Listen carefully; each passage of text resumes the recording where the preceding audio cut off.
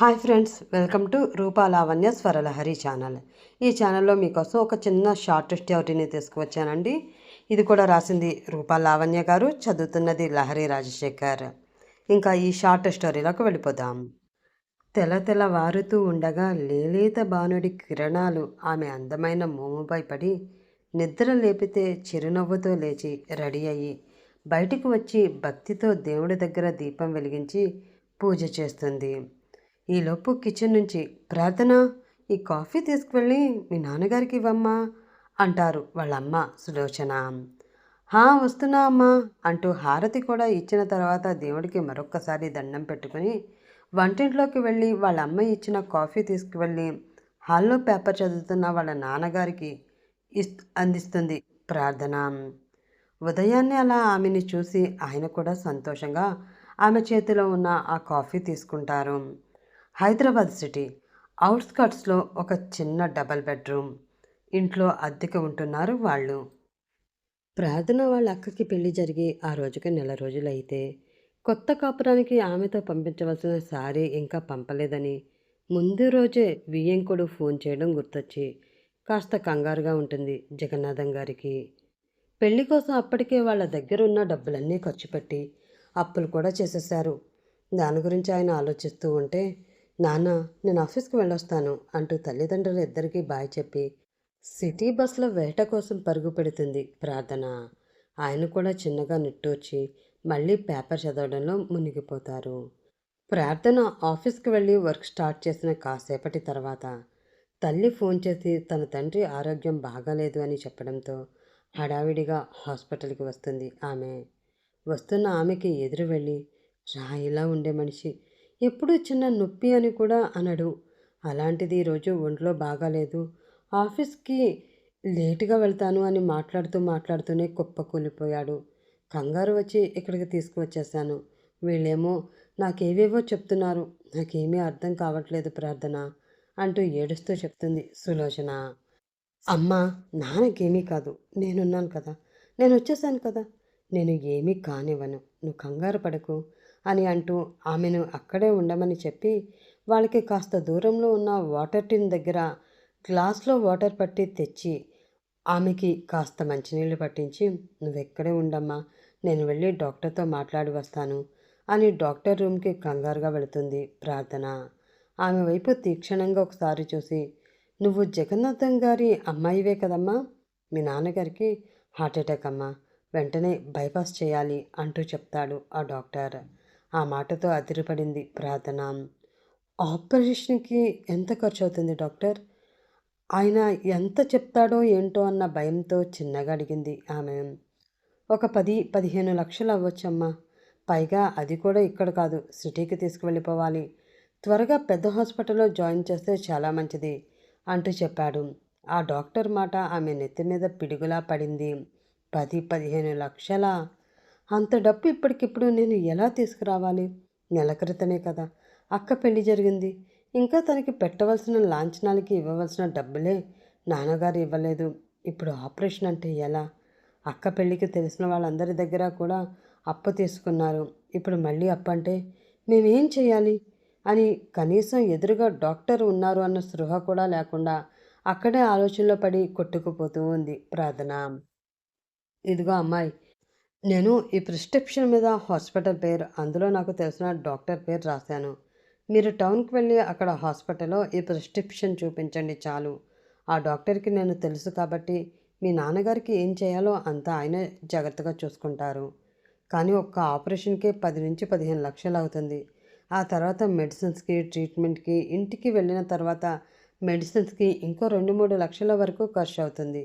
అదంతా ముందే రెడీ చేసి పెట్టుకుని వెళ్ళండి అంటూ ఇక వెళ్ళిపోవచ్చు అన్నట్లు టేబుల్ మీద ఉన్న బెల్ ప్రెస్ చేశాడు డాక్టర్. వెంటనే బయట నుండి నర్స్ వచ్చి ప్రార్థనని పిలుస్తుంది. ఇక తప్పక ఆ ప్రిస్క్రిప్షన్ పట్టుకుని భారంగా బయటికి నడుస్తుంది ప్రార్థన. ఏమన్నారమ్మా? నాన్నకి ఏమీ కాలేదు కదా, ఇంటికి వెళ్ళిపోవచ్చు అన్నారా? కంగారుగా వచ్చి అడుగుతుంది సులోచన. ఏమని చెప్పగలదు? చేతిలో చూస్తే చిల్లి గవ్వలేదు. ఉన్న బంగారం కూడా వాళ్ళ అక్క పెళ్లి కోసం అని బ్యాంకులో పెట్టి డబ్బులు తీసుకొచ్చారు వాళ్ళ నాన్న. ఇప్పటికిప్పుడు 20 లక్షలంటే మళ్ళీ ఎక్కడి నుంచి వస్తాయి? అలా అని ఆ విషయం వాళ్ళ అమ్మకి చెప్పలేదు. ముందే కంగారు ఎక్కువ, లోకజ్ఞానం తక్కువ. చిన్న వయసులోనే పెళ్ళైపోవడంతో మొగుడు పిల్లలు వంటిల్లే లోకంగా బ్రతికింది. అందుకే ఆవిడికి చెప్పి మరింత కంగారుని పెంచడం ఇష్టం లేక, లేదమ్మా, నాన్నకి బాగానే ఉంది. కానీ ఇంకా ఏవో కొన్ని టెస్టులు చేయాలంట. అవి ఇక్కడ చేయడానికి చిన్న హాస్పిటల్ కదా, కావాల్సిన ఎక్విప్మెంట్ ఇక్కడ లేదట. అందుకే సిటీలో ఉన్న హాస్పిటల్కి తీసుకువెళ్ళమని ఇదిగో ఈ ప్రిస్క్రిప్షన్లో హాస్పిటల్ అడ్రస్, డాక్టర్ గారి పేరు అన్నీ రాశారమ్మా అంటుంది ప్రార్థన. బాగానే ఉంది అంటున్నావు కదా, మళ్ళీ ఈ విధవ టెస్టులన్నీ ఎందుకు? ఆవిడ కంగారు ఆవిడదే, కానీ ప్రార్థన మొహంలో కనిపిస్తున్న కంగారు కనిపెట్టలేకపోయింది సులోచన. లేదమ్మా, అవన్నీ ఖచ్చితంగా చేసి మందులు వాడితేనే నాన్నకి తగ్గుతుంది. మనం ఖచ్చితంగా వెళ్ళాలి. నువ్విక్కడే ఉండు, నేను ఇప్పుడే వస్తాను అంటూ మొబైల్ పట్టుకుని పక్కకు వెళ్ళి కొత్తగా పెళ్ళైన అక్కకి ఫోన్ చేస్తుంది ప్రార్థన. హలో ప్రార్థన, ఎలా ఉన్నావే? అమ్మ నాన్న ఎలా ఉన్నారు? లిఫ్ట్ చెయ్యగానే గలగలా అడిగేస్తూ ఉంటుంది ప్రార్థన వాళ్ళక్క శిరీష. బాగానే ఉన్నాం, కానీ నువ్వు ఇప్పుడు ఎక్కడున్నావు? నీ పక్కన ఎవరైనా ఉన్నారా అని మెల్లిగా అడుగుతుంది ప్రార్థన. ఇప్పుడా? నేను మేడ మీద బట్టలు ఆరేస్తున్నాను. పర్వాలేదు, చెప్పు, ఏమైంది? అప్పటికే ఏదో అనుమానం కలుగుతూ ఉంటే చేస్తున్న పని ఆపేసి అడుగుతుంది శిరీష. జరిగింది మొత్తం చెప్పి. నాకు చాలా భయంగా ఉంది అక్క. అమ్మకి ఈ విషయం చెప్పలేను. అలా అని ఇప్పటికిప్పుడు 20 లక్షలంటే ఎక్కడికి వెళ్ళగలం? నువ్వే ఒకసారి బావగారితో మాట్లాడతావా ప్లీజ్ అంటూ రిక్వెస్ట్ చేస్తుంది. పెళ్ళి అనుకున్నప్పటి నుంచి వాళ్ళ అక్కతో చాలా మంచిగా మాట్లాడదాం, తనతో సరదాగా నవ్వుతూ ఆట పట్టించడం, పెళ్లి పనుల్లో చాలా బాధ్యతగా వ్యవహరించడం చూసిన ప్రార్థనకి ఇప్పుడు వాళ్ళ బావగారు ఏమైనా సహాయపడగలరేమో అన్న ఆశతో వాళ్ళ అక్కకు ఫోన్ చేసి మొత్తం అంతా చెప్తుంది. ఏంటి? ఏమంటున్నావే? నాన్నకు సడన్గా హార్ట్ అటాక్ రావడం ఏంటి? నిన్న కూడా నాతో ఫోన్లో బాగానే మాట్లాడారు కదా. అక్క, ఇక్కడ నాకు కంగారుగా ఉంది, అర్థం చేసుకో అనగానే, సరే సరే, ఆయన ఇప్పుడు ఇంట్లో లేరే, ఆఫీస్లో ఉన్నారు. ఒక పని చేయి, నేను ఆయన నెంబర్ ఇస్తాను, నువ్వు కాల్ చేసి మాట్లాడు. ఖచ్చితంగా ఆయన ఏదో ఒక హెల్ప్ చేస్తారు, సరేనా అంటూ కాల్ కట్ చేసి తన హస్బెండ్ హరీష్ ఫోన్ నెంబర్ ప్రార్థనకి పంపిస్తుంది శిరీష. నెంబర్ రావడమే లేటు అన్నట్లుగా వెంటనే తన బావగారికి ఫోన్ చేస్తుంది ప్రార్థన. మొత్తం అంతా విన్న తర్వాత అటువైపు ఉన్న హరీష్ మొహంపై ఒక విషపు నవ్వు పూస్తుంది. ఇంతేనా? దానికి ఇంతలా కంగారు పడాలా పిచ్చి పిల్ల? ఒక పని చెయ్యి, నేను నీ అకౌంట్కి కొంత అమౌంట్ వేస్తాను. ముందు సిటీకి తీసుకువెళ్ళి హాస్పిటల్లో జాయిన్ చేయి. అక్కడికి నేను వచ్చాక మిగతాది మాట్లాడుకుందాం.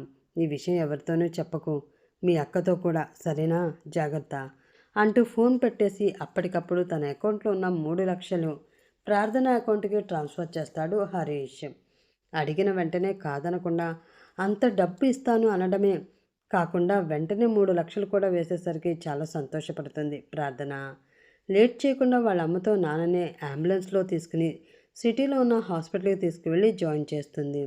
ఆ రోజు సాయంత్రానికి హరీష్ ఇంటికి కూడా వెళ్లకుండా ఆఫీస్ నుంచి ఆ హాస్పిటల్కి వస్తాడు. కానీ లోపలికి రాకుండా బయట ఉండి ప్రార్థనకి ఫోన్ చేసి బయటికి రమ్మంటాడు. సులోచన గారు అప్పుడే జగన్నాథం గారికి నర్స్ వచ్చి ఇంజెక్షన్ ఇస్తూ ఉంటే పక్కనే నిల్చుంటుంది. సులోచన గారికి కూడా చెప్పకుండా ప్రార్థన గబా గబా బయటికి వచ్చి హరీష్ని కలుస్తుంది. చాలా థ్యాంక్స్ బావగారు, మీరు డబ్బులు ఇవ్వడం వల్లే నాన్నని ఇక్కడ జాయిన్ చేశాను. ఎందుకు ఇక్కడే ఉండిపోయారు? లోపలికి రండి, నాన్నగారిని మీరు కూడా చూడొచ్చు అంటుంటే, లేదు ప్రార్థన, ఆగు అంటూ చనువుగా ఆమె చేతిని పట్టుకుని ఆపేసి, నేను నీకు డబ్బులు ఇస్తున్న విషయం ఎవరికీ తెలియకూడదు. అత్తయ్యకి, మావయ్యకి, చివరికి మీ అక్కకి కూడా. ఇప్పుడు నేను ఇక్కడ ఉండడం కంటే డబ్బు ఏర్పాటు చేయడమే ముఖ్యం అనగానే, బయటికి తెలిస్తే వాళ్ళ అమ్మా నాన్న వాళ్ళకి తెలిసిపోయి మళ్ళీ అక్కని బాధ పెడతారని హరీష్ దాస్తున్నాడు అనుకుని చాలా సంతోషపడిపోయింది ప్రార్థన. సరే, ఇంకా ఎంత అమౌంట్ కావాలి అని అడుగుతాడు. ఇంకో 13 లక్షలు కావాలి అన్నారు, ఇప్పుడే డాక్టర్ మాట్లాడారు అంటుంది ప్రార్థన. ఓకే, అంటే చాలా పెద్ద అమౌంట్నే. ఇప్పటికీ నా అకౌంట్లో ఉన్న 3 లక్షలు వేసేసాను, మరి మిగిలిన మనీకి ఏం చేద్దాం అంటూ కావాలనే దిక్కులు చూస్తూ అడుగుతుంటే, అప్పటి వరకు ఆ అమౌంట్ కూడా హరీష్ని ఇస్తాడని అనుకుంటున్న ప్రార్థన గుండెల్లో మళ్ళీ రాయి పడుతుంది. అదేంటి బావగారు, మీ దగ్గర ఇంక లేవా? మరెలా? అదే ఆలోచిస్తున్నాను ప్రార్థన. మా ఊర్లో నా పేరు మీద కొంచెం పొలం ఉంది. తాకట్టు పెడితే ఆ 13,00,000 వచ్చేస్తాయి. కానీ మళ్ళీ విడిపించకపోతే ఇంట్లో తెలిసిపోతుంది. అదే ఆలోచిస్తున్నా అంటాడు సీరియస్‌గా. బావగారు ప్లీజ్, ఏదో ఒకలా నాన్న ఆపరేషన్ అయ్యాక నేను మీకు అమౌంట్ ఇచ్చేస్తాను. ప్రస్తుతానికి పొలం తాకట్టు పెట్టేద్దాం ప్లీజ్ అంటుంది భయంగా. అలాగే ప్రార్థన, నీ బాధ నాకు అర్థమవుతుంది. కానీ ఇంత రిస్క్ తీసుకుని ఏ ప్రూఫ్ లేకుండా అంత అమౌంట్ నీకు ఇవ్వాలి అంటే మరి నాకు కూడా ఏదో ఒక లాభం ఉండాలిగా అంటూ ఆమె భుజం మీద చెయ్యి వేసి గట్టిగా నొక్కుతాడు అతను. ఒక్కసారిగా ఉలిక్కిపడి వెనక్కి జరుగుతుంది ప్రార్థన. అప్పటికి కానీ అతని మనసులో ఉన్న చెడు ఉద్దేశం ఆమెకి అర్థం కాదు. బావగారు అంటుంది ఏడుపు గొంతుతో. ఏం ప్రార్థన, ఏమైంది? ఎందుకు అంత భయం? నేనే కదా. అంతగా అయితే మీ అక్కతో పాటు నిన్ను కూడా జీవితాంతం నేనే చూసుకుంటాను. బాగా ఆలోచించుకొని రేపటికి నీ సమాధానం చెప్పు. అప్పుడు పొలం తాకట్టు పెట్టాలో వద్దో ఆలోచిద్దాం. లేదంటే ఇప్పుడు ఇచ్చిన 3,00,000 కూడా వెనక్కి ఎలా ఇవ్వాలో ఆలోచించుకొని చెప్పు అని వంకరగా నవ్వుతూ చీకట్లోకి వెళ్ళిపోతూ ఉన్నాడు హరీష్. మేడం, మిమ్మల్ని మీ అమ్మగారు అక్కడ వెతుకుతున్నారు, రండి ఫాస్ట్గా. నర్సు వచ్చి గట్టిగా పిలిచే వరకు శిలలా ఉండిపోయింది ప్రార్థన. వెళ్ళి కావలసిన మెడిసిన్స్ కొని ఇచ్చి ఆ రాత్రంతా ఏడుస్తూనే ఉండిపోయింది. మర్నాడు తను పనిచేసే ఆఫీస్కి వెళ్ళి బాస్ని ఎలా అయినా కలిసి తన ప్రాబ్లం చెప్పాలని, మనీ అడగాలి అని ట్రై చేస్తే మేనేజర్ ఆఖరికి 10,000 లంచం ఇస్తేనే కల్పిస్తాను అంటాడు. అది కూడా ఇచ్చి వెళ్ళి కలుస్తుంది ఆమె బాస్ని. ఆయనకి సుమారు 60 ఏళ్ల వయసు. చాలా మంచివారు. వాళ్ళకి తను పనిచేసే లాంటివే ఎన్నో కంపెనీస్ ఉన్నాయి. తప్పకుండా సహాయం చేస్తారన్న నమ్మకంతో వెళ్తుంది ఆమె. అనుకున్నట్లే అంతా చెప్పి ఏడుస్తూ సహాయం అడుగుతుంది విశ్వనాథ్ వర్మ గారిని. తన ప్రాబ్లం అంతా చెప్పిన తర్వాత కూడా కాసేపటి వరకు ఆయన మౌనంగా ఉండిపోవడంతో మళ్ళీ ఆమె గుండెల్లో అలజడి రేగుతుంది. సార్, సార్ అని పిలిస్తే, ప్రార్థన చెప్పమ్మా అంటారు ఆయన. అదే సార్, మా నాన్నగారికి హార్ట్ ఆపరేషన్, మనీ కావాలి ప్లీజ్ సార్. ఎలా అయినా మీరే హెల్ప్ చేయాలి సార్. కావాలంటే మనీ మొత్తం కట్టే వరకు నేను ఇక్కడే మీ దగ్గరే వర్క్ చేస్తాను.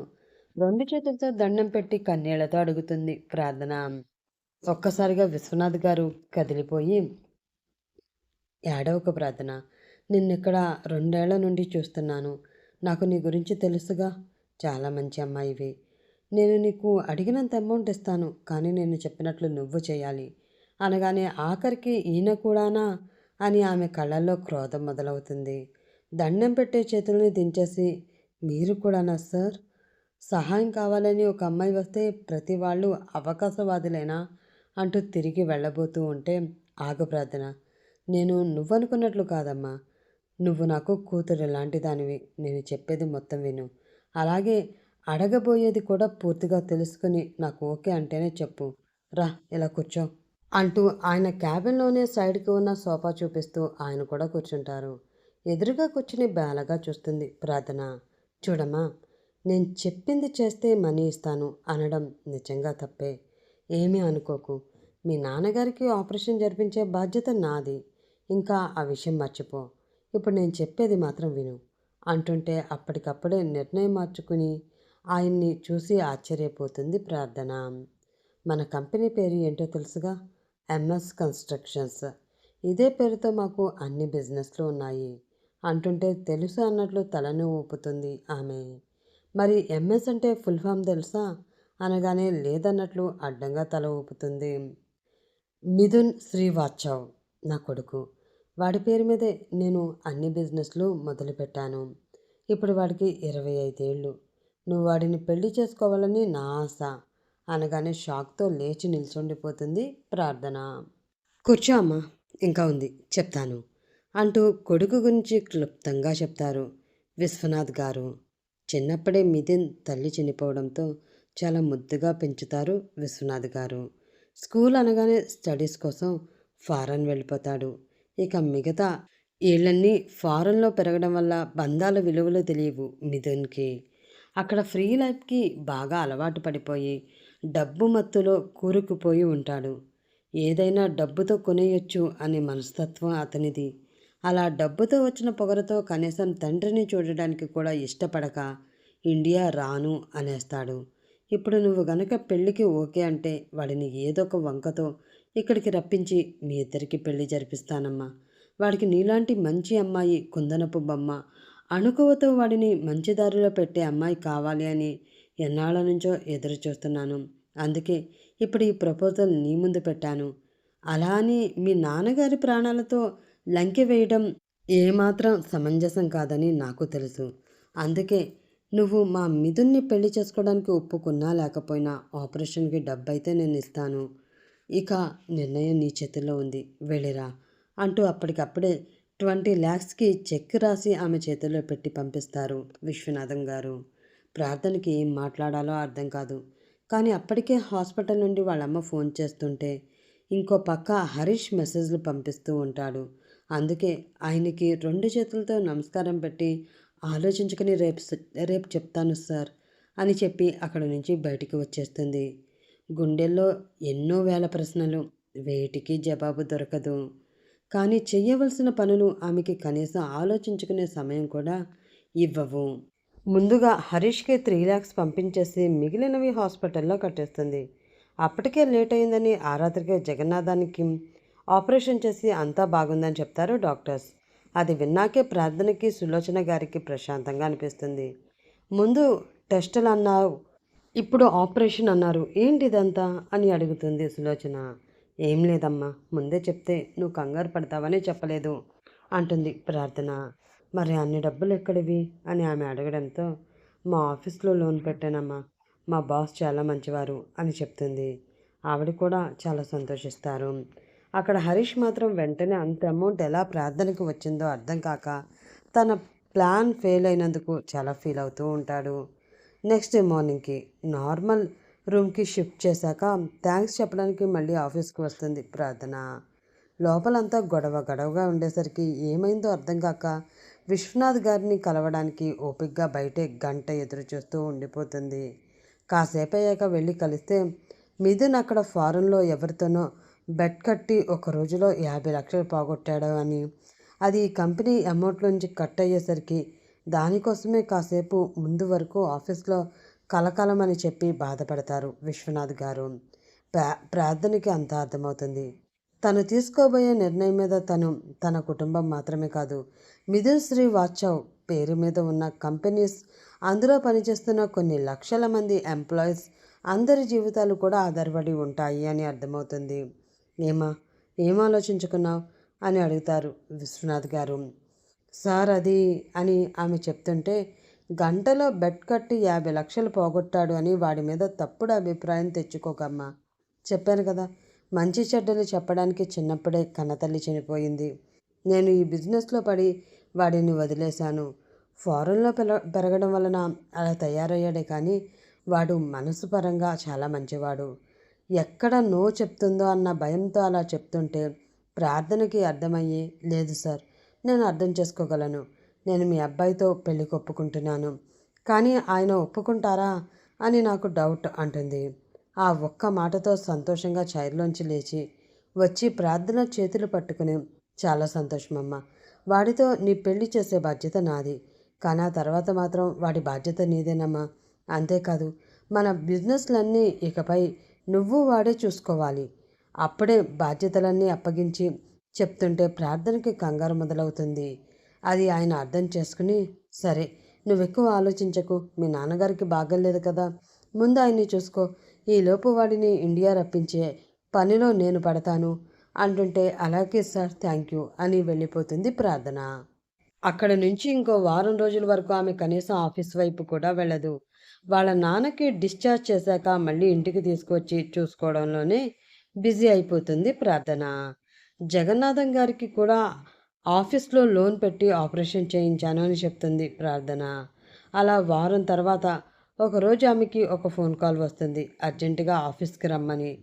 ఏమైందో అని ఇంట్లో చెప్పి ఆఫీస్కి వెళుతుంది ప్రార్థన. ఎంట్రన్స్లో గేట్ దగ్గర ఉన్న సెక్యూరిటీ గార్డ్ నుంచి రిసెప్షన్లో ఉన్న వారితో సహా మొత్తం కంపెనీలో ఉన్న ఎంప్లాయీస్ అందరూ కూడా ఆమెని వింతగా చూస్తుంటే ఏదోలా అనిపించి లిఫ్ట్లో డైరెక్ట్గా విశ్వనాథ్ గారు ఉండే క్యాబిన్కి వెళ్ళిపోతుంది.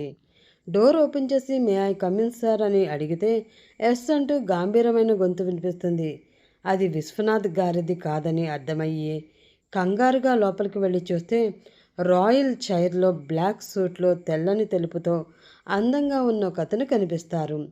ఎవరో అర్థం కాక లోపలికి వెళ్ళి సార్ ఐ యామ్ ప్రార్థన అంటుంది. ఓకే, నువ్వేనా? మా నాన్నకి గాలం వేసింది అనగానే అతను మిథున్ అని అర్థమైన గ్యాలం అనేసరికి ఆశ్చర్యంగా భయంగా చూస్తుంది. గ్యాలం ఏంటి సార్ అని ఆమె అనడంతో అబ్బాబ్బబ్బా ఏమి యాక్ట్ చేస్తున్నావు? మీ మిడిల్ క్లాస్ మెంటాలిటీ నాకు బాగా తెలుసు. కావాలని డబ్బున్న వాళ్ళని చూసి ప్లాన్ చేసి వారిని ఎలా అయినా లైన్లో పెట్టాలనే కదా మీ లైఫ్ గోల్. మా నాన్న దగ్గర మంచి దానిలా యాక్ట్ చేసి మార్కులు కొట్టేసి నన్ను పెళ్లి చేసుకోవాలనే కదా నీ ప్లాన్. నాకు తెలీదు అనుకుంటున్నావా అని అనేసరికి తన పెళ్లి కోసం మాట్లాడుతున్నారు అని అర్థమవుతుంది ప్రార్థనకి. కానీ ఇప్పుడు ఆమె ఏం చెప్పినా అతనికి అర్థం కాదని టెన్షన్గా చూస్తుంటే ఏంటి ఏం మాట్లాడట్లేదు? నిజం తెలిసిపోయింది అని ఎలా తప్పించుకోవాలని ప్లాన్ వేస్తున్నావా? అవేం అవసరం లేదు. నిన్నిప్పుడు మా డాడీ దగ్గరికి తీసుకువెళ్తాను. నువ్వు చేసిన యాక్టింగ్ అంతా ఆయన ముందు బయటపెట్టి క్షమించమని అడిగి వెళ్ళిపో. లేదంటే ఏం చేస్తానో నాకే తెలియదు. గట్టిగా అరుస్తూ కుర్చీలోంచి లేచి నిల్చుని ఆ చైర్ని తన్నేసి ఆమె మీదకి వచ్చేసరికి 6 అడుగుల ఆజానుబాహుడిని అంత దగ్గర నుంచి చూస్తూ భయంతో వణికిపోతుంది ప్రార్థన. ఆమెకి కనీసం తిరిగి మాట్లాడే అవకాశం కూడా ఇవ్వకుండా ఆమె రెక్క పట్టుకుని బరబరా లాక్కుంటూ ఆఫీస్ నుంచి బయటికి తీసుకువచ్చి అతని కారులో కొలేస్తాడు. ప్రార్థన సీట్లో మునగ తీసుకుని కూర్చుని భయంతో చూస్తూ ఉండిపోతుంది. కారు వాళ్ళ ఇంటికి వెళ్తుంది అనుకుంటే హాస్పిటల్ వైపు వెళ్ళేసరికి ఆశ్చర్యంగా చూస్తుంది. దిగి అతని వెళ్తుంటే అతని వేగానికి అందుకోవడానికి ప్రార్థన పరిగెట్టవలసి వస్తుంది పాపం. ఆ హాస్పిటల్ కూడా వాళ్ళదే అవడంతో స్పెషల్గా ట్రీట్ చేస్తున్న రూమ్లోకి వెళ్తాడు మిథున్. అందులో ఒంటికి చాలా వైర్స్ పెట్టి ఆక్సిజన్ వెంటిలేటర్తో శ్వాస తీసుకుంటూ కనిపిస్తారు విశ్వనాథ్ గారు. వారం కిందటి వరకు బాగానే ఉన్నారు కదా, సడన్గా ఏమైంది అని కంగారుగా మిథున్ వెనకే పరిగెత్తుకుంటూ వెళుతుంది ప్రార్థన. పక్కనే అతను ఉన్నాడు అన్న విషయం కూడా మర్చిపోయి విశ్వనాథ్ గారు చెయ్యి పట్టుకుని సార్ ఏమైంది మీకు అంటూ కంగారుగా అడుగుతుంది. ఆయన ప్రార్థన మాటలు విని మెల్లిగా కళ్ళు తెరుస్తారు. ఏయ్, నాటకాలు వద్దు, తిన్నగా పాయింట్కి రా. ఇప్పటి వరకు మా డాడీ దగ్గర ఎలా యాక్ట్ చేశావో అంత నిజం చెప్పు. గాంభీర్యంగా భయపెడుతున్నట్లే చెప్తాడు మిథున్. మిథు ఆ పరిస్థితిలో కూడా మెల్లిగా పిలుస్తారు విశ్వనాథ్ గారు. దానితో సైలెంట్ అయ్యి దగ్గరకు వస్తాడు మిథున్ కూడా. ప్రార్థన నాకు చాలా ఏళ్ల నుంచి తెలుసు నాన్న. తనని ఏమీ అనకు. ఈ ప్రపోజల్ పెట్టింది నేను. ఎన్నిసార్లు చెప్పాలిరా, అర్థం చేసుకో. నేను ఇంకా ఎక్కువ రోజులు బ్రతకను. తొందరగా మీ పెళ్లి చూడాలి అని ఆశగా ఉంది. దయచేసి తొందరగా ఒప్పుకోరా అనేసరికి ప్రార్థన ఆశ్చర్యంగా చూస్తే మిథున్కి ఏమన్నాలో అర్థం కాదు. సరిగ్గా అప్పుడే అతని ఫోన్కి కాల్ వస్తుంది. నేను ఇప్పుడే వస్తాను డాడీ అంటూ బయటికి వెళ్ళి ఫోన్ లిఫ్ట్ చేస్తాడు. అవతల నుంచి అతని ఫారెన్ గర్ల్ ఫ్రెండ్ లీసా చేస్తుంది. బేబీ మళ్ళీ ఎప్పుడు వస్తావు అని అడిగితే అక్కడ జరుగుతున్నదంతా చెప్తాడు మిథున్. వాట్, నువ్విప్పుడు ఆ అమ్మాయిని పెళ్లి చేసుకుంటున్నావా అంటూ ఒక్కసారిగా ఫైర్ అవుతుంది లీసా. అవును బేబీ, తప్పట్లేదు. అయితే మాత్రం ఏముంది, పెళ్లి చేసుకుని దాన్ని ఇక్కడే వదిలేస్తాను. ఇది జస్ట్ డాడీ కోసం మాత్రమే, తప్పదు. ఆయన లాస్ట్ విష్ అంటున్నారు అంటాడు మిథున్. లోపల ఎంత కోపంగా ఉన్నా బయటికి చూపించలేక ఓకే బేబీ, నీ ఇష్టం, but please come fast, I'm waiting for you అని ఒక కిస్ ఇచ్చి కాల్ కట్ చేస్తుంది లీసా. మళ్ళీ లోపలికి వచ్చేసరికి ప్రార్థన వాళ్ళ నాన్నగారికి మెల్లిగా లేపి కూర్చోబెడుతూ కనిపిస్తుంది. అప్పటికే అక్కడ ఉన్న నర్స్ ఆమెకి నిజం చెప్తుంది. విశ్వనాథ్ గారికి అప్పటికే 2 ఏళ్ల నుంచి బ్లడ్ క్యాన్సర్. ఎంత ట్రీట్మెంట్ చేసినా అప్పటికే చేయి దాటిపోవడంతో కేవలం మందుల మీద మాత్రమే బ్రతుకుతున్నారు. ఇంకా ఎన్నాళ్ళో బ్రతకరని తెలిసినా ప్రార్థన గుండె కూడా బరువైపోతుంది. తను తీసుకున్న నిర్ణయం మరొకసారి కరెక్టే అనిపిస్తూ ఉంటే ఇంకేమీ ఆలోచించకుండా మిథున్ కూడా పెళ్లికి ఒప్పుకోగానే సరే అనేస్తుంది. విశ్వనాథ్ గారు మళ్ళీ మిథున్ మైండ్ మారిపోకుండా వెంటనే పెళ్లికి ఏర్పాటు జరిపిస్తారు. తన బిజినెస్ ఎంపైర్ మొత్తానికి ఉన్న ఒక్కగానొక్క ప్రిన్సెస్ మిథున్. అతని పెళ్లికి తెలిసిన సెలబ్రిటీలతో పాటు మొత్తం బిజినెస్ వాళ్ళకి అతని పరిచయం చేయాలన్న కోరికతో వాళ్ళ పెళ్లిని చాలా గ్రాండ్ గా జరిపిస్తారు. విశ్వనాథ్ గారు స్వయంగా ప్రార్థన పనిచేస్తున్న కంపెనీ బాస్ ని ఆమెను పెళ్లి చేసుకోబోతున్నారని తెలియడంతో తన తల్లిదండ్రులు కూడా సంతోషంగా ఒప్పుకుంటే హరీష్కి మాత్రం కంటగింపుగా ఉంటుంది. అలా అని బయటికి చెప్పలేడు. బావగారుగా చేయవలసిన పని కూడా పెద్దగా లేక లేకుండా మొత్తం అన్నీ కూడా విశ్వనాథ్ గారు పెట్టించిన మనుషులే చూసుకోవడంతో వీళ్ళంతా జస్ట్ పెళ్లికి ఫంక్షన్ హాల్కి మాత్రమే వెళ్తారు. పెద్ద పెద్ద సెలబ్రిటీలు, బిజినెస్ మ్యాన్లు అందరూ అటెండ్ అవ్వగా అందరూ ఆశీర్వాదాల నడుమ వాళ్ళిద్దరికీ పెళ్లి జరిగిపోతుంది. ఇష్టం లేకుండానే ఆమె మెడలో 3 ముళ్ళు వేశాడు మిథున్. కానీ అతన్ని చూస్తేనే భయంతో గుండె పరుగులు తీస్తూ ఉంటుంది ప్రార్థనకి. ఒక పక్క అతను తాళి కడుతూ అందరూ అక్షంతలు ఆశీర్వాదాల నడుమ ఆమె జీవితంలో మర్చిపోలేని క్షణాలను ఆస్వాదించాలని చూస్తుంటే మరొక పక్కన అతని చిటికిన వేలు పట్టుకుని 7 అడుగులు వేస్తుంటే మిథున్ మాత్రం మా డాడీని మోసం చేసినట్లు నన్ను కూడా చేయాలి అని అనుకోకు. నీ గురించి నాకు అర్థమైంది. ఎంత కావాలంటే అంత ఇస్తాను. నోరు మూసుకుని చెప్పినట్లు ఉండాలి. కాదని ఎక్స్ట్రా చేస్తే క్షణంలో నీ ప్రాణాలు గాల్లో కలిసిపోతాయి. అర్థమైందా అంటూ బెదిరిస్తూనే ఆమెతో సప్తపది పూర్తి చేసి అరుంధతి నక్షత్రం చూపిస్తూ ఉంటాడు. ఒక పక్క పెళ్లి జరుగుతూ ఉంటుంది. కొత్త జీవితంలోకి ఇద్దరు అడుగు పెడుతున్నారు.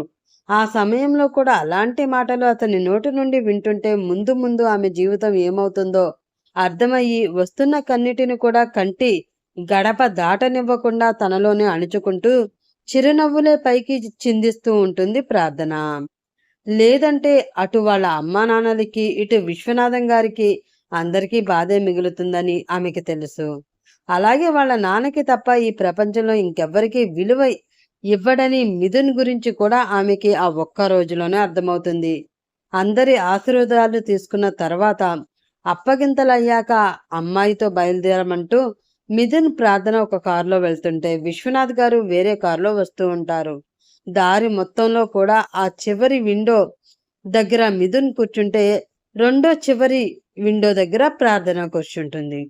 ఒక మాట కూడా వాళ్ళిద్దరి మధ్యన రాదు. మధ్యలో తన గర్ల్ ఫ్రెండ్ కి ఫోన్ చేసి కావాలని ప్రార్థన వింటున్నట్లుగా ఆమెతో రొమాంటిక్ గా మాట్లాడుతూ తన గురించి తెలిసేలా చేస్తూ ఉంటాడు మిథున్.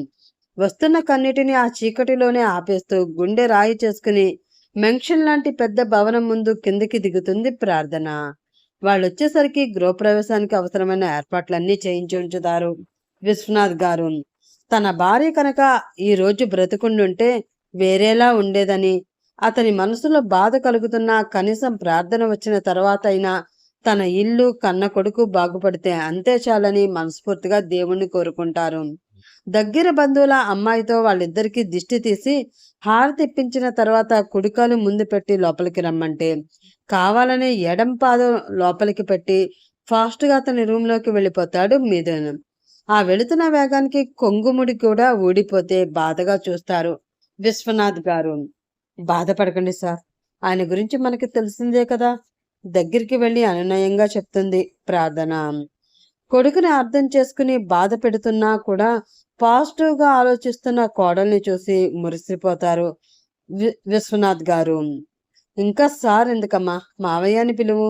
వెళ్ళమ్మా, అక్కడ పూజ గదుంది. మీ అత్తయ్య తర్వాత ఆ గదిలోకి ఎవ్వరూ వెళ్ళింది లేదు. మళ్ళీ ఇన్నాళ్ళకి నీకే ఆ బాధ్యత అప్పగిస్తున్నాను. దీపం వెలిగించి దండం పెట్టుకుని రా అమ్మా అంటూ చెప్తారు. ఆయన చెప్పినట్లే ప్రార్థన వెళ్ళి అప్పటికే శుభ్రంగా చేసిన పూజ గదికి దీపం పెట్టి ఎలా అయినా మిథున్లో మార్పు రావాలని బలంగా కోరుకుని బయటికి వస్తుంది. అప్పటికే చాలా నైట్ అవడంతో కనీసం తిన్నావా అని కూడా అడగడానికి ఆ ఇంట్లో తన వాళ్ళంటూ ఎవ్వరూ లేక పనివాళ్ళు చూపించిన గెస్ట్ రూమ్ లోకి వెళ్ళి చాలా రోజుల నుంచి పడుతున్న మనోవేదనకి ఈ రోజు కాస్త విశ్రాంతినిచ్చి ప్రశాంతంగా నిద్రపోతుంది ప్రార్థన. అనుకున్నట్లే కొడుకు పెళ్లి చేశానని విశ్వనాథ్ గారు కూడా ప్రశాంతంగా నిద్రపోతే అక్కడికి నిద్రపోని వ్యక్తి ఒక్క మిథున్ మాత్రమే. ఇక్కడ ఇండియాలో నైట్ అయితే అక్కడ అమెరికాలో ఇంకా డే టైంలోనే ఉంటుంది. అందుకే లీసాకి కాల్ చేస్తాడు మిథున్. బేబీ వచ్చేస్తున్నావా అని ఆమె అడగడంతో ఫోన్ చేసిన ప్రతిసారి ఆమె మొదటిగా అడిగేది ఇదే. అప్పటికి విసుగొచ్చిన మిథున్ వాళ్ళ నాన్న మీద ప్రార్థన మీద ఉన్న కోపాన్ని అంతా లీజా మీద చూపిస్తూ ఆర్ యు మ్యాడ్ లీజా, నీకు రోజు ఫోన్ చేసి ఇక్కడ జరుగుతున్నదంతా చెప్తున్నాను కదా, అయినా కూడా మళ్ళీ ఫోన్ చేసిన ప్రతిసారి వచ్చేస్తావా అంటే ఏంటి అర్థం? ఇక్కడ డాడీ సిచ్యువేషన్ నీకు తెలుసు కదా. ఇప్పుడు నేను ఇక్కడ నుంచి స్టార్ట్ అయితే మళ్ళీ ఎప్పుడు వస్తానో కూడా తెలీదు. అందుకే ఎలాగో ఈ మిడిల్ క్లాస్ అమ్మాయిని పెళ్లి చేసుకున్నా కాబట్టి దాన్ని డాడీకి ఒక కేర్ టేకర్ లాగా మెయిడ్లా పెట్టి అక్కడికి పర్మనెంట్గా వచ్చేద్దామని ప్లాన్ చేస్తున్నాను. మిథున్ అలా చెప్పగానే అప్పటి వరకు అరిచిన కోపంగా ఉన్న లీజా ప్రార్థనని మెయిడ్గా కేర్ టేకర్గా ఇండియాలోనే వదిలేస్తాడని సంతోషపడుతుంది. సారీ బేబీ, నేను విసిగించాలని నా ఉద్దేశం కాదు. I'm just saying how much I missed you. It's okay, take your own time. అక్కడ అన్నీ కంప్లీట్ చేసిన తర్వాత ఇక్కడికి పర్మనెంట్గా వచ్చాయి. I will waiting for you అని కాల్ కట్ చేస్తుంది లీజా. ఎంతసేపు తను అక్కడికి రావడం గురించి, అక్కడికి వచ్చాక వాళ్ళ లైఫ్ గురించి మాత్రమే లీజా ఎప్పుడు మాట్లాడుతుంది తప్పితే తన మనసులో ఉన్న ఫీలింగ్స్ గురించి, ఎలా ఉన్నావు, హెల్త్ ఎలా ఉంది అని కూడా అడగపోవడం మిథున్కి కాస్త వెళ్తేగానే అనిపిస్తుంది. అయినా కూడా అతని మైండ్ సెట్కి పెద్ద పట్టించుకోడు. అమెరికాలో అందరిది ఫ్రీ లైఫ్, ఎవరిది వాళ్ళే చూసుకోవాలి, ప్రత్యేకంగా ఒకరి కోసం ఒకరు కేర్ చేస్తారు అనేది అక్కడ ఒక ట్రాష్ లాగానే చూస్తారు. అందుకే మైండ్ స్టేబుల్గా లేకపోయేసరికి తన కబోర్డ్లోంచి బేకం బయటికి తీసి అందులోంచి తనకి ఎంతో ఇష్టమైన విస్కీ బాటిల్ తీసి కనీసం అందులో వాటర్ కూడా మిక్స్ చెయ్యకుండా బాటిల్ పైకెత్తి తాగేస్తాడు అతను. గొంతు మంటగా అనిపిస్తున్నా తన ప్రెషర్ పోవాలి, నిద్ర పట్టాలి అంటే ఆ మాత్రం మత్తు అవసరం అనుకుంటూ బాటిల్ కంప్లీట్ చేసి ఆ మత్తులోనే బెడ్పై వాలిపోతాడు మిథున్. నెక్స్ట్ డే అతను మళ్ళీ లేచేసరికి టైం 10 అవుతూ ఉంటుంది. అప్పటికే ఇంటి నిండా ఎక్కువ మంది జనాలు ఉన్నట్లు హడావిడిగా ఉంటుందని తెలుస్తూ ఉంటే నిద్ర మత్తులోనే హ్యాంగ్ ఓవర్తో తల పట్టుకుని బయటకు వచ్చి రేలింగ్ పట్టుకుని కిందకి చూస్తాడు. నిజంగానే మళ్ళీ చుట్టాలంతా చేరిపోతారు. మధ్యలో పూజ కోసం మండపం ఏర్పాటు చేసి పంతులు గారు అన్నీ సర్దుతూ కనిపిస్తుంటే అప్పుడే చూసిన విశ్వనాథ్ గారు, నానా మిథున్ త్వరగా రెడీ అయ్యి కిందకి రా, పూజ చెయ్యాలి అంటారు. వాట్ ద ఫక్ అని అరవబోయి చివరి సెకండ్లో ఆగుతాడు. అప్పటికే విశ్వనాథం గారి మొహంలో కోపంతో ఎర్రబడిపోతుంది. ఇంట్లో ఉన్న అందరూ కూడా మిథున్నే ఆశ్చర్యంగా చూస్తారు. అప్పుడు ఇంకేం గొడవ పెట్టినా విశ్వనాథ్ గారికి పరువు పోతుందని ఫీల్ అవుతారని మరింకేం మాట్లాడకుండా రెడీ అయ్యి రూము నుండి బయటకు వచ్చేసరికి బెడ్ పైన పూజకి కావాల్సిన పట్టు పంచె, షర్ట్, కండువా కనిపిస్తాయి. విసుగ్గానే అవి వేసుకుని కిందకి వెళ్ళేసరికి లేత గులాబీ రంగు పట్టు చీరకి గోల్డెన్ బ్లౌజ్, గోల్డెన్ కలర్ అంచులో సింపుల్ వర్క్ ఉన్న చీరలో దేవకన్యలా మెరిసిపోతూ కనిపిస్తుంది ప్రార్థన. పెళ్లిలో అంతకన్నా అందంగానే ఉంటుంది, కానీ అప్పటి అతని మూడ్ బట్టి ఆమెను గమనించలేదు. కానీ ఇప్పుడు ఇలా చూసేసరికి సగం విరిసిన గులాబీ మొగ్గలా కనిపించింది. అయినా కూడా ఆమె చేసింది మోసమని మనసు పదే పదే గట్టిగా చెప్తుంటే విసుగ్గా చూస్తూనే వెళ్ళి పూజలో కూర్చుంటాడు. ఆమె కూడా వెళ్ళి అతని పక్కనే కూర్చోగానే పంతులు గారు సత్యనారాయణ వ్రతం మొదలు పెడతారు. అతను అలా పూజ చేసి కొన్నాళ్ళు అయ్యింది. ఎప్పుడూ చిన్నప్పుడు బలవంతంగా వాళ్ళ నాన్న ఒళ్ళో కూర్చోబెట్టుకుని రుద్రాభిషేకం చేయడం మాత్రమే అతనికి గుర్తు. ఇప్పుడు మళ్ళీ ఆ పద్ధతులన్నీ పాటిస్తూ పంతులు గారు చెప్పినట్లు చెయ్యాలి అంటుంటే చిరాగ్గా ఉంటుంది. అయినా కూడా తప్పక ఓపికగా అన్నీ చేస్తాడు. మెల్లిగా పూజ కంప్లీట్ అయ్యి అందరూ భోజనాలకి వెళ్తుంటే, అమ్మ ప్రార్థన, నీకు ఇవన్నీ చెప్పడానికి మీ అత్తగారు లేదు, అందుకే నేను చెప్తున్నాను, ఇక నుంచి మా కొడుకు బాధ్యత మొత్తం నీదేనమ్మా. మిథున్, నీకు కూడా చెప్తున్నాను విను. అమ్మాయి మనల్ని నమ్ముకుని వచ్చింది. నువ్వు నువ్వుగా అగ్నిసాక్షిగా పెళ్లి చేసుకున్న భార్య తన కంటి నుండి కన్నీరు రానివ్వకరా, చూసుకోరా. ఇదొక్కటే నేను కోరుకుంటాను. ఇక నుండి మీరు ఒకే గదిలో ఉండాలి, అన్నిటినీ షేర్ చేసుకోవాలి. బంధం అనేది స్నేహం నుంచి మొదలవుతుంది. కాబట్టి ముందుగా మీరు మంచి స్నేహితులు అవ్వాలని ఆశిస్తున్నాను అంటూ మిథున్కి మాట్లాడే అవకాశం ఇవ్వకుండా ఆయన రూమ్లోకి వెళ్ళిపోతారు విశ్వనాథ్ గారు. మీరిద్దరూ కలిసి ఇకపై ఒకే రూమ్లో ఉండాలి అని చెప్పేటప్పటికీ ప్రార్థన గుండె ఒక్కటికి 1000 సార్లు కొట్టుకుంటూ ఉంటుంది. ఇంకా అక్కడ ఎవరూ లేరు, ఆమె మాత్రమే ఉంది అని అర్థమయ్యాక ఆమె రెక్క పట్టుకుని తన రూమ్లోకి బరాబరా లాక్కెళ్ళిపోతాడు మిథున్. డోర్ లాక్ చేసి ఆమెను ఆ డోర్కి లాక్ చేసి 2 చేతులు డోర్కి వేసి తనని కోపంగా చూస్తూ, ఇదే కదా ఇదే కదా నీకు కావాల్సింది? మా డాడీ నోటి నుంచి ఈ మాట కోసమే కదా నువ్వు ఇన్నాళ్ళు ఎదురు చూసావు? నువ్వెన్ని నాటకాలైనా ఆడు, ఏమైనా చెయ్యి, నా వైఫ్గా మాత్రం ఈ జన్మలో నిన్ను యాక్సెప్ట్ చేయను. పెళ్ళంటూ చేసుకున్నా కాబట్టి నీకు ఆఫర్ ఇస్తున్నా, జాగ్రత్తగా విను. నాకు మళ్ళీ మళ్ళీ చెప్పే ఓపిక లేదు. ఆఫర్ అనేసరికి ప్రార్థన మనసు బాధగా మొలుగుతుంది. పెళ్ళి అనగానే ఎన్నో కలలు కంది. తన భర్త తనని ప్రేమించాలని, అతను తనకు మాత్రమే సొంతం అవ్వాలి అని, జీవితాంతం అతనితో సంతోషంగా ఉండాలి అని అనుకుంది. కానీ మిథున్ మాటలతో తన ఆశలన్నీ కళ్ళ ముందే కుప్పకూలిపోతూ ఉంటే కన్నీళ్లతో అతన్నే చూస్తుంది. ఆఫర్ వినకుండానే ఎందుకు ఏడుస్తున్నావు? మంచి ఆఫర్ని ఇస్తానులే, ఏడవకు అంటూ ఆమెకి దూరం జరిగి ఆమె ముందు డ్రెస్ మార్చుకుంటూ ఉంటాడు. చప్పున వెనక్కి తిరిగిపోతుంది ప్రార్థన. అతను మాత్రం అలాంటి ఫీలింగ్స్ ఏమీ లేకుండా పంచ షర్ట్ తీసేసి షార్ట్ టీషర్ట్ వేసుకుంటూ, ఇండియాలో ఉన్న బ్రాంచెస్లో నీకు ఒక 4 బ్రాంచెస్ ఇస్తాను. నువ్వు డాడీని కనిపెట్టుకుంటూ ఇక్కడే ఉండు. మిగిలినవి నేను అబ్రాడ్ నుండి మేనేజ్ చేసుకుంటా. నా లైఫ్లోకి నువ్వు రాకు, నీ లైఫ్లోకి నేను రాను. కావాలంటే డాడీ చనిపోయాక నువ్వు వేరే వాడిని పెళ్లి చేసుకో, నాకు ఎటువంటి అభ్యంతరం లేదు. కానీ డాడీ ఉన్నంత వరకు ఆయన్ని నువ్వు బాగా చూసుకోవాలి. ఇదే నేను నీకు ఇచ్చే ఆఫర్. అంటే నువ్వు మొత్తం ఆస్తి కావాలి అనుకున్నావు, నాకు తెలుసు. కానీ నీ గురించి నాకు తెలిసిపోయింది కాబట్టి అది ఇప్పుడు కుదరదు.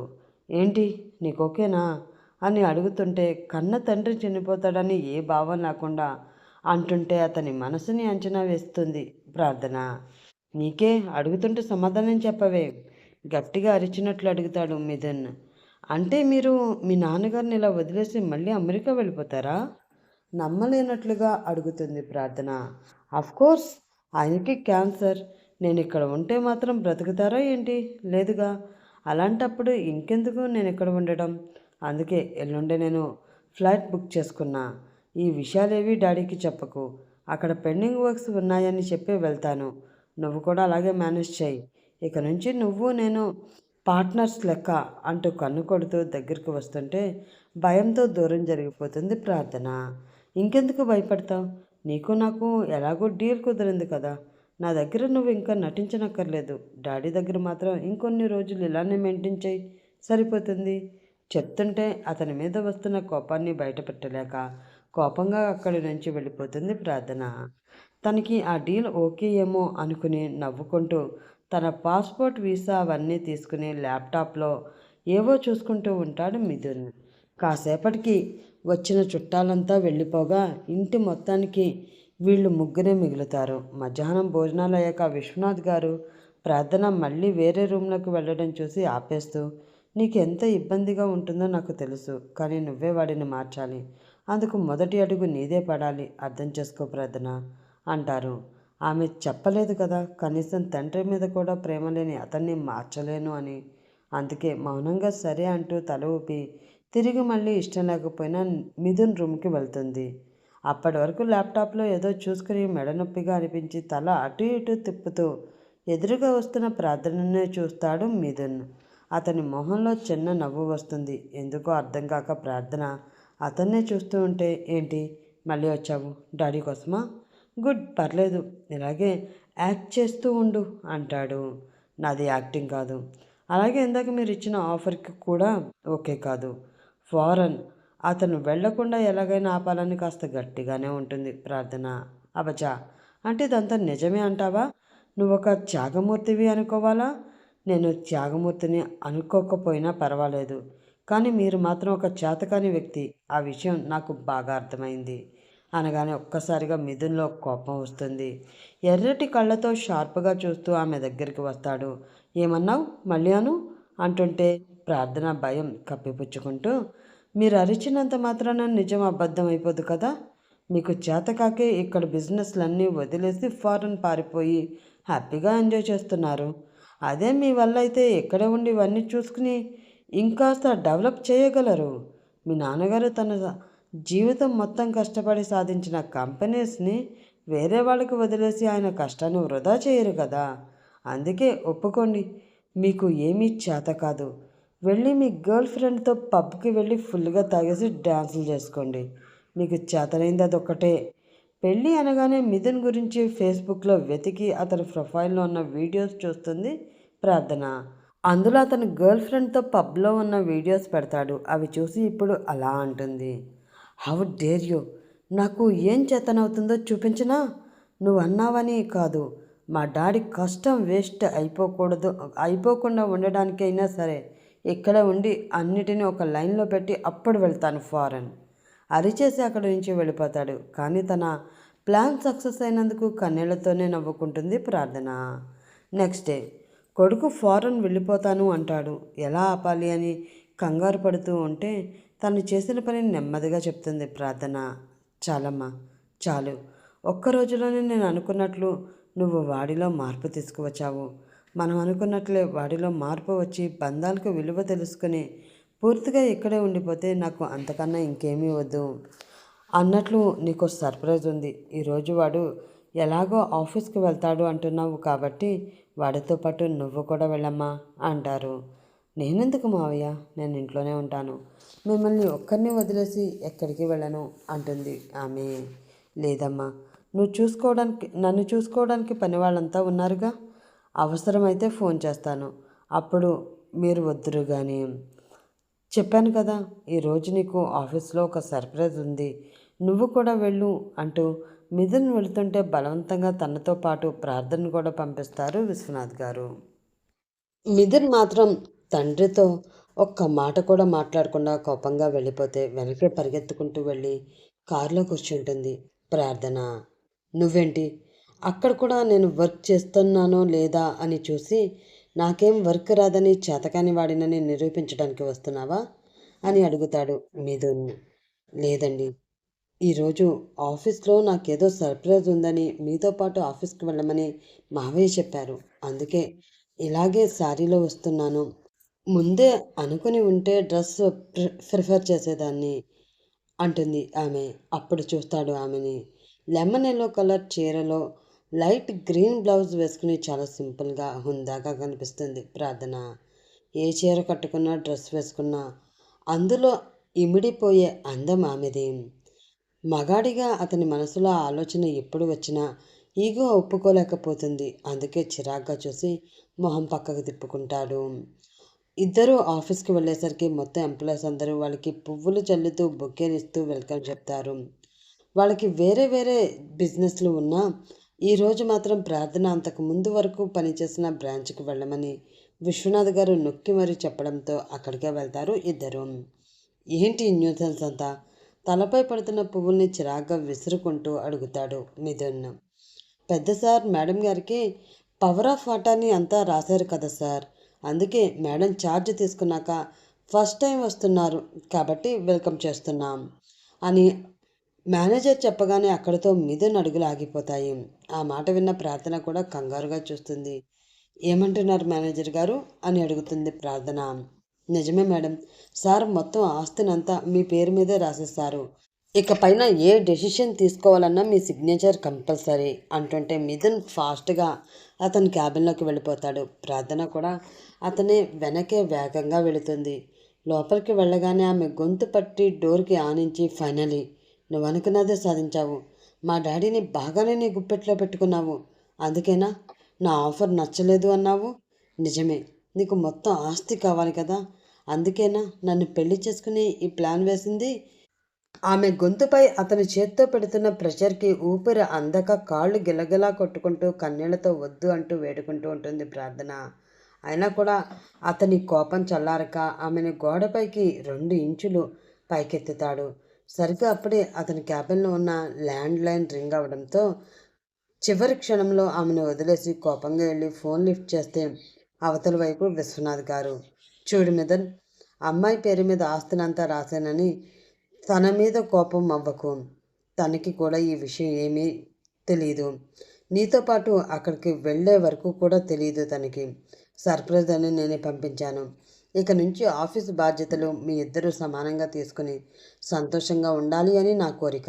జాగ్రత్త అంటూ కాల్ కట్ చేస్తారు. కాసేపు రూమ్లోనే అటూ ఇటు తిరిగి అతని కోపాన్ని కంట్రోల్ చేసుకుంటూ ఉంటాడు. గట్టిగా ఒకసారి శ్వాస తీసుకుని వదిలి ఆమెను చూసేసరికి అప్పటికి కూడా తన కంగారు తగ్గక అలాగే వెక్కి వెక్కి ఏడుస్తూ ఉంటుంది ప్రార్థన. అక్కడే ఉన్న వాటర్ బాటిల్ ఆమె మీదకి విసిరి తాగు అని గట్టిగా అరుస్తాడు. ఆ వాటర్ తాగి దగ్గుతూనే అతన్ని చూస్తుంది. వాట్ ఎవర్, ఏమైనా జరగని, నువ్వు అన్నట్లు కంపెనీస్ అన్నిటినీ ఒక లైన్లో పెట్టిన తర్వాతనే నేను ఇక్కడ నుండి వెళ్తాను. చూస్తూ ఉండు, నేనే నిన్ను ఏం చేస్తాను. కోపంగా అనేసి ఆ క్యాబిన్ ఆమెకే వదిలేసి వేరే దగ్గరికి వెళ్ళిపోతాడు. కారణం అది కంపెనీ సీఈఓ మాత్రమే ఉండవలసిన క్యాబిన్. చాలాసేపటి వరకు ఏడుస్తూనే ఉండిపోతుంది ప్రార్థన. నెక్స్ట్ డే నుంచి ప్రార్థనతో వాళ్ళ నాన్నతో ఇద్దరితో మాట్లాడకుండా కేవలం ఆఫీస్కి వెళ్ళి రావడం, వీకెండ్స్లో పబ్కి వెళ్ళి ఎంజాయ్ చేయడం, ఇదే రొటీన్గా మారిపోతుంది మిథున్కి. అన్ని మీటింగ్స్కి అటెండ్ అవుతూ వాళ్ళ కంపెనీ స్టేటస్ అంతా తెలుసుకుంటూ ఉంటాడు మిథున్. అక్కడ లీజా రోజు రోజుకి అతని టార్చర్ పెట్టడం మొదలు పెడుతుంది. దాంతో విసుగు వచ్చి నాకు ఎప్పుడు కావాలంటే అప్పుడు వస్తాను, మధ్యలో నువ్వెవరు నన్ను కంగారు పెట్టడానికి, ఇంకోసారి ఫోన్ చేస్తే చంపేస్తా అని గట్టిగా ఇచ్చేసరికి లీజా కూడా భయపడి కాల్ చేయడం మానేస్తుంది. పేరుకి ఇద్దరు ఒకే గదిలో ఉంటున్నారు అన్న మాటే కానీ ఒకరితో ఒకరు ఒక్క మాట కూడా మాట్లాడుకోరు. ఆ రోజు తర్వాత మళ్ళీ తనని ఏమీ అనకపోయేసరికి ప్రార్థన కూడా ఏమీ అనకుండా అతనితోనే కలిసి ఉంటుంది. కాకపోతే అతను బెడ్ మీద పడుకుంటే ఏమో సోఫాలో ఆమెమో సోఫాలో. రోజులు గడుస్తూ ఉంటాయి. మిథున్‌కి వర్క్ విషయంలో అసలు ఎక్స్‌పీరియన్స్ లేకపోవడంతో చాలా తప్పులు జరుగుతూ ఉంటాయి. దానివలన వచ్చిన ప్రాజెక్టులు మళ్ళీ వెనక్కి వెళ్ళిపోతూ ఉంటే ప్రార్థననే వెళ్ళి మెల్లిగా అతనికి వర్క్ చెప్తూ ఉంటుంది. మొదట్లో ఆమె ఏం చెప్పినా విసుగు పట్టించుకోకుండా కేర్‌లెస్‌గా ఉంటాడు మిథున్. కానీ మెల్లిమెల్లిగా అవన్నీ తన కంపెనీకి అవసరమైనవే కాబట్టి వేరే ఆప్షన్ లేక ప్రార్థన దగ్గర అన్నీ తెలుసుకుంటుంటాడు. వాళ్ళిద్దరినీ అలా చూసి విశ్వనాథ్ చాలా సంతోషపడతారు. సులోచన, జగన్నాథం కూడా అప్పుడప్పుడు వచ్చి కూతుర్ని, అల్లుడిని చూసి వెళుతుంటారు. కానీ వాళ్ళకి వీళ్ళ మధ్య జరిగే విషయాలు ఏవీ తెలియనివ్వదు ప్రార్థన. తను చాలా సంతోషంగా ఉన్నట్లే వారిని నమ్మిస్తుంది. ప్రార్థనలో ఉన్న టాలెంట్, ఆమెని మాట్లాడే విధానం, బిహేవియర్ దేంట్లోని పొగరు చూపించకుండా ఆస్తి మొత్తం ఆమె పేరు మీదే ఉన్నా కూడా తనని కానీ వాళ్ళ నాన్నని కానీ ఏమాత్రం చులకనగా చూడకుండా అంతే గౌరవంగా ఉంటూ ఆఫీస్ విషయాల్లో కూడా బాధ్యతగా ఉండేసరికి మిథున్‌కి మెల్లిమెల్లిగా ప్రార్థన గురించి తెలుస్తూ ఉంటుంది. ఆమె కనుక అనుకుంటే ఆస్తి ఆమె చేతికి వచ్చిన మర్నాడే తండ్రిని, అతన్ని బయటికి గెంటేసి మొత్తం ఆస్తి తీసుకోవచ్చు. కానీ అలా ఎప్పుడూ చేయలేదు ఆమె. అలా మిథున్ ఉన్న 6 నెలల్లో వర్క్ అంతా నేర్చుకుంటే కంపెనీకి కూడా నష్టాల్లో ఉండేవి లాభాల్లోకి వస్తాయి. తెలియకుండానే ప్రార్థన అంటే ఒకలాంటి అభిమానం వస్తుంది మిథున్‌కి. అలా అని ఆమె మీద ప్రేమ మాత్రం కలగదు. కానీ ఆమె మిథున్‌లో వచ్చిన మార్పుకి, తీసుకుంటున్న బాధ్యతకి ఎప్పుడో అతని ప్రేమలో పడిపోతుంది. కానీ తిరిగి అతని ప్రేమని మాత్రం ఏనాడూ ఆశించదు. ఆమెకి తెలుసు ఏదో ఒక రోజు మిథున్ మళ్ళీ ఫారెన్ వెళ్ళిపోతాడు అని. కాకపోతే విశ్వనాథ్ గారు బ్రతికున్నంత వరకు ఆయన ఇండియాలో ఉండాలని మాత్రమే కోరుకుంటుంది ప్రార్థన. ఒకరోజు మీటింగ్ హాల్లో ప్రాజెక్ట్ గురించి వాళ్ళు తెలుసుకోవాల్సిన స్టెప్స్ గురించి ఎక్స్ప్లెయిన్ చేస్తూ ఉంటుంది ప్రార్థన.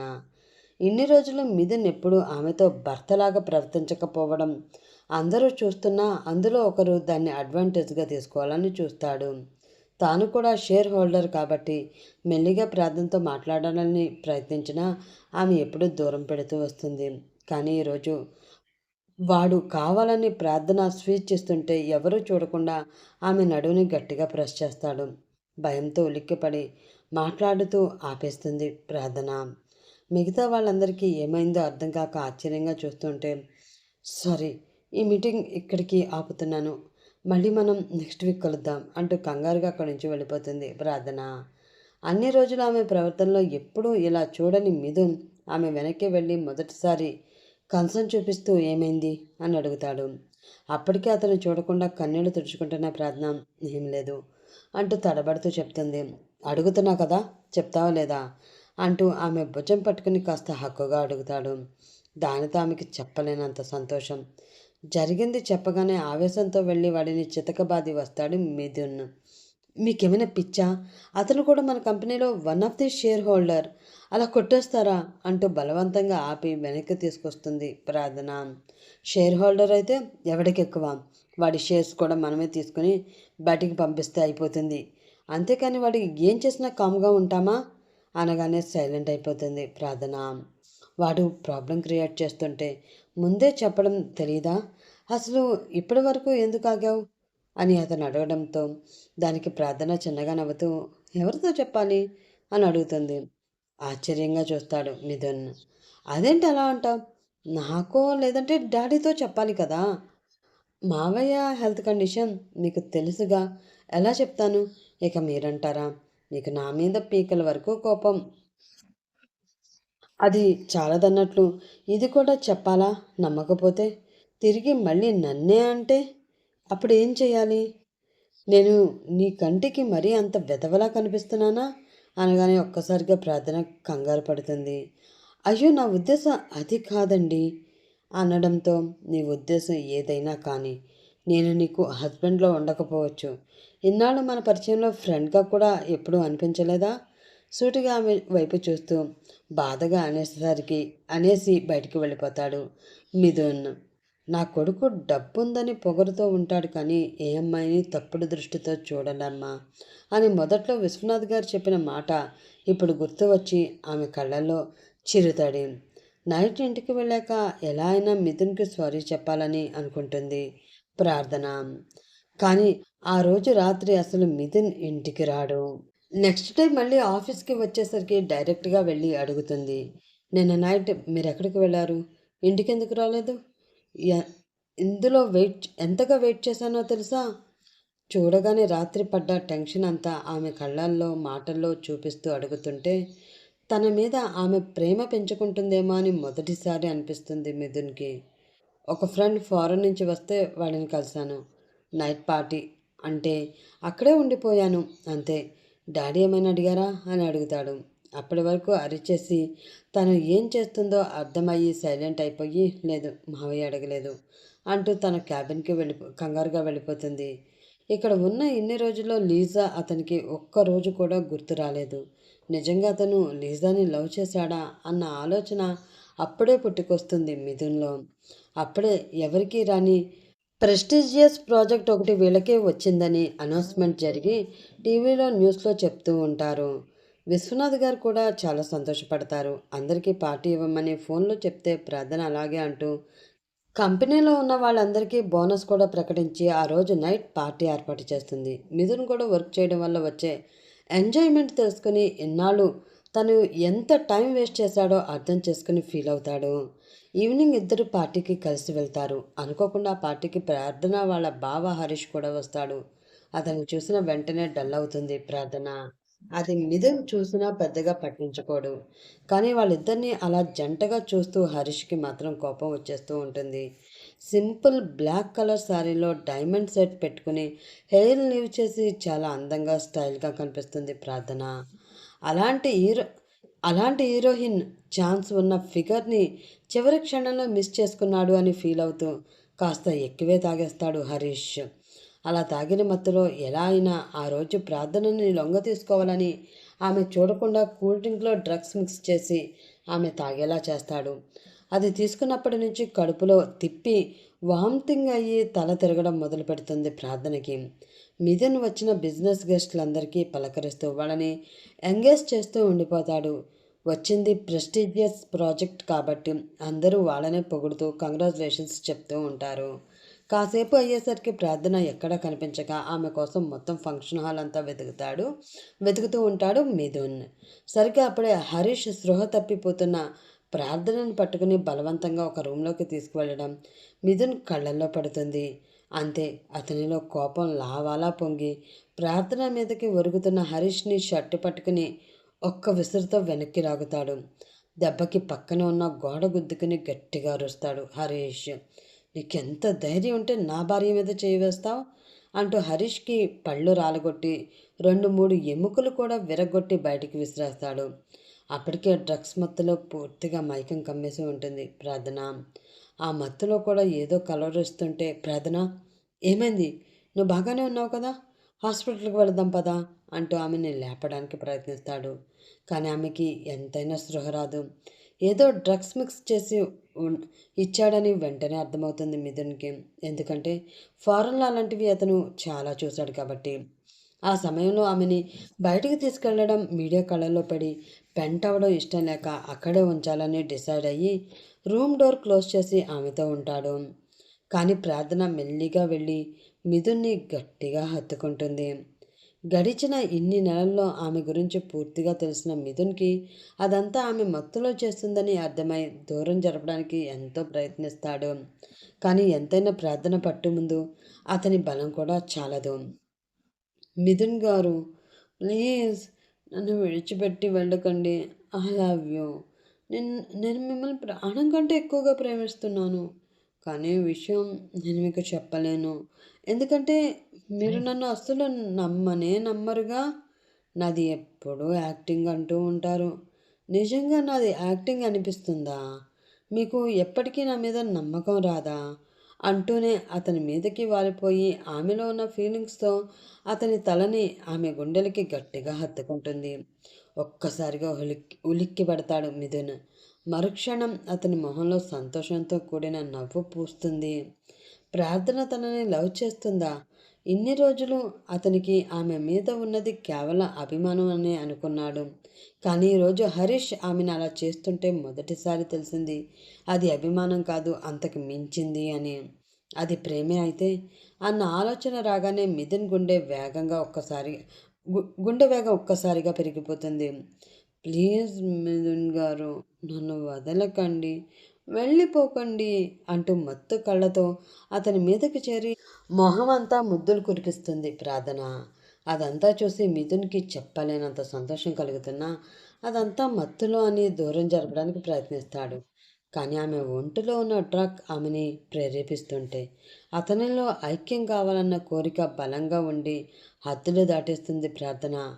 గంట పాటు ఆమెని ఆపడానికి ప్రయత్నించి చివరికి తన ముద్దుల భార్య తనంతట తానుగా వస్తుంటే అంతకన్నా ఎక్కువ దూరం పెట్టలేక అతను కూడా ఆమెను అల్లుకుపోతాడు.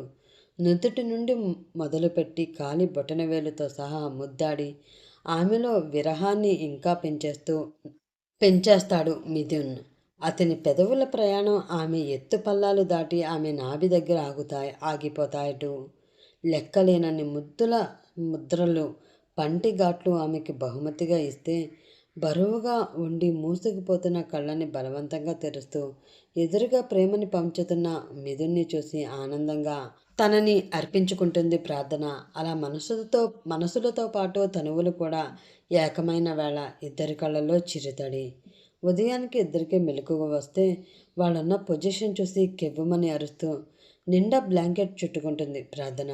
మిథున్ మాత్రం నవ్వుతూ ఆమెని దగ్గరికి లాక్కొని ఇంకాస్త ఉడికిస్తాడు. సిగ్గుపడుతూనే ఏమైంది అని అడుగుతుంది. హరీష్ కోసం చెప్పి ఇకపై ఇలాంటివి జరగకుండా ఉండాలంటే నన్ను వదలకే అంటూ అరచేతిని ముద్దాడుతాడు మృదువుగా. అస్సలు వదలను మిమ్మల్ని, నా జీవితం మీకే అంటూనే అతనిలో ఒదిగిపోతుంది ప్రార్థన. ఇంటికి వెళ్ళేసరికి విశ్వనాథ్ గారు వీళ్ళ కోసం కంగారుగా చూస్తుంటారు. జరిగింది చెప్పకుండా ఇద్దరు సంతోషంగా ఆయన కాళ్ళ మీద పడి ఆశీర్వాదాలు అడుగుతుంటే ఆయనకి అర్థమై మరింత సంతోషపడతారు. అలా ప్రార్థన మిథున్ల జీవితం సంతోషంగా సాగిపోతూ ఉంటుంది. విశ్వనాథ్ గారు కాలం చేశాక వీళ్ళకి పుట్టిన బాబుకి ఆయన పేరు చేర్చి వాళ్ళ జీవితాలను రంగులమయంగా మార్చుకుంటారు. సమాప్తం. మరొక మంచి కథలో మరొకసారి మిమ్మల్ని కలుస్తాను. అప్పటి వరకు bye bye friends. Have a nice day.